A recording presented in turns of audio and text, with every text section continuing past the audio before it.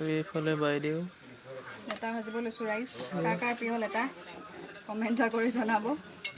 এতিয়া মই লেটা ভাজিম, আগত লেটা দিম, যিহেতু পিঁয়াজ সোনকালে দেৰি যাব, সেইকাৰণে আগত লেটা দিম, তাৰপাছতে পিঁয়াজ দিম, তাৰপাছত জলকীয়া দিম, তাৰপাছত নিমখ দিম, হালধি দিম, লৰাই চাওক।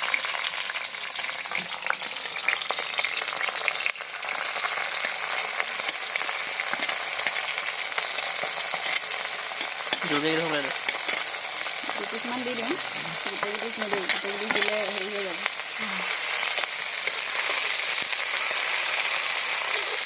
গোটাকৈ দিলে লেটাটো ফুটি ফুটি যায়, এনেকৈ টুকুৰা টুকুৰা কৰি দিব লাগে, তেতিয়া খাবলৈ ভাল হয়। তেল নিমখ যিহেতু সোমাই যায়, তেল নিমখ অকণমান দি দিম।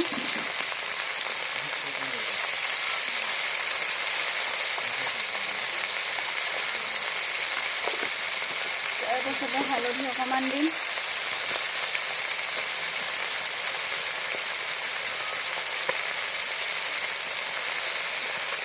ঘৰৰ হালধি যিহেতু অকণমান দিলেই হয়, কিনা হালধি নহয়, আমাৰ ঘৰতে চব পোৱা যায়। নিমখটো বাহিৰে, পিঁয়াজটোৰ বাহিৰে ঘৰৰে হয়। তেলো মাজে সময়ে ঘৰৰে খাওঁ, এয়া কিন্তু কিনা তেল। এতিয়া তেল অলপ সৰহকৈ দিব লাগে লেটা ভাজি।